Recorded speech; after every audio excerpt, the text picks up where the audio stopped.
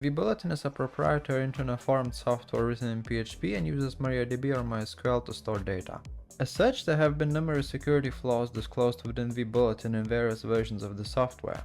In particular, vBulletin versions 4 to 4.1.4 were susceptible to SQL injection within the group functionality of the forum. Hackers would exploit the vulnerability by searching for a string and then modifying the post response given by the vBulletin software by replaying the HTTP headers. It is thought that the group functionality had a thread ID and category parameters coming with it, and since the category parameter wasn't sanitized, people could provide a forum with a piece of an SQL code that would be executed by the server, and thus results would be returned.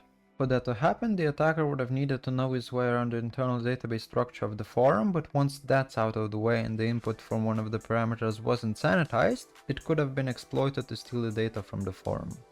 Newer versions of vBulletin, including vBulletin 4.1.5 and above, have fixed the security flaw. For further protection, you should consider implementing and using a verification firewall. Such an appliance is capable of catching malicious payloads in both GET and POST requests and blocking them if necessary. Subscribe to this channel to know more about database security and content management systems, and until next time.